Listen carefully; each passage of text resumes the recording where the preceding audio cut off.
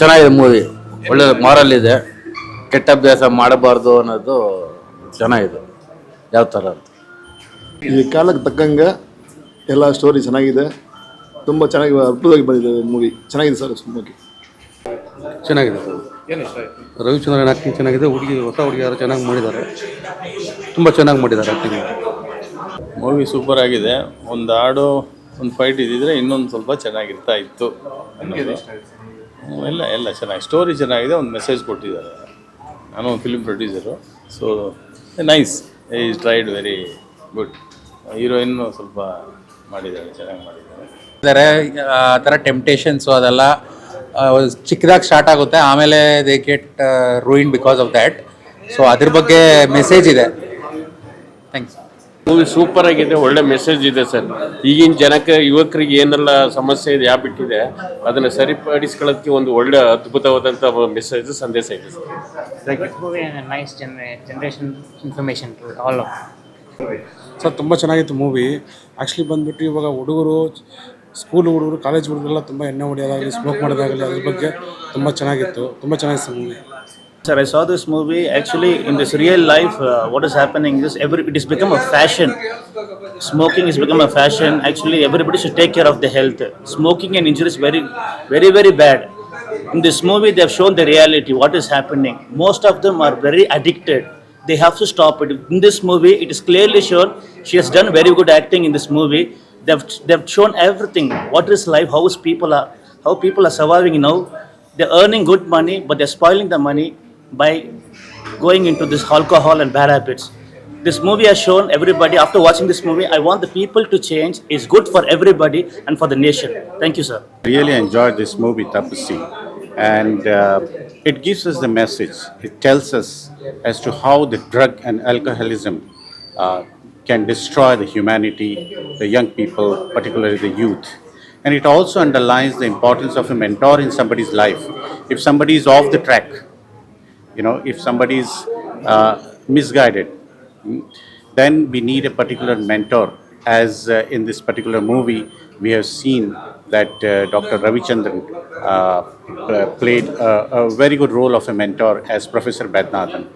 So overall, I like this movie very much, and I believe that more and more people would like to watch this movie, and I wish all the best to the release of this movie.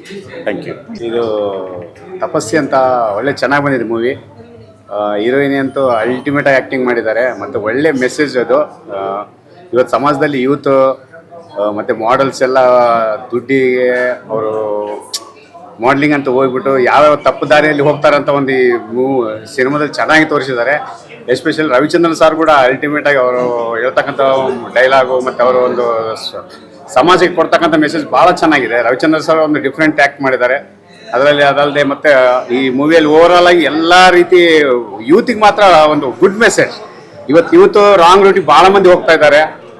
ಪ್ರತಿಯೊಂದು ದುಡಿಯೋಕೆ ದುಡ್ಡು ದುಡಿತಾರೆ, but ಆ ದುಡ್ಡನ್ನು ಸರಿಯಾಗಿ save ಮಾಡ್ಕೊಳ್ಳೋದು ಯಾವ ರೀತಿ ರಾಂಗ್ ರೂಟಿಗೆ ಹೋಗಿ ಡ್ರಿಂಕ್ಸು, ಅದು ಡ್ರಗ್ಸ್, ಅದು ಬ್ಯಾಡ್ ಹ್ಯಾಬಿಟ್ಗೆ ಹೋಗಿ ಯಾವ ತಮ್ಮ ಲೈಫ್ ಹಾಳು ಮಾಡ್ಕೊತಾರೆ ನೀಟಾಗಿ ಮೂವಿಯಲ್ಲಿ ತೋರಿಸಿದ್ದಾರೆ.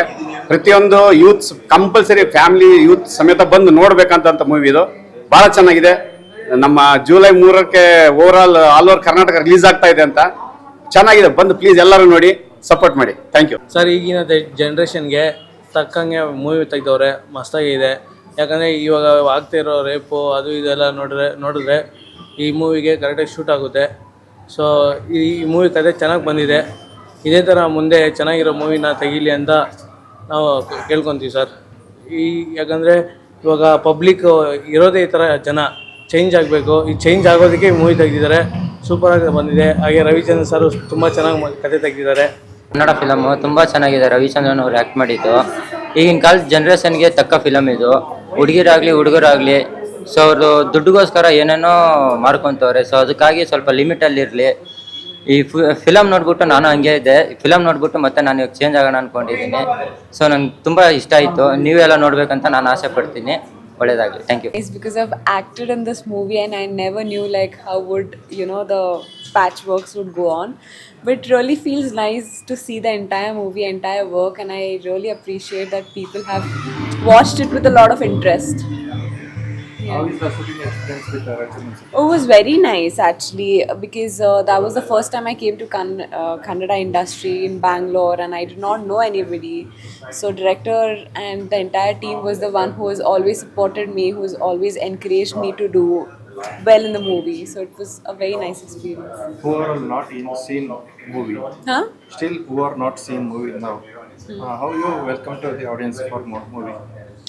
So this movie is very different. It has a very different and emotional touch and a very important message to all the audience. I just feel like everybody should watch this movie to understand how the world actually is and how everybody's life is affected with small things what happens in the movie. So it's a emotional and a roller coaster fun ride that everybody would be able to watch.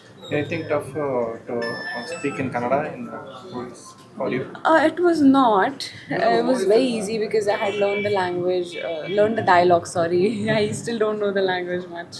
Okay. Thank you for all your Thank you.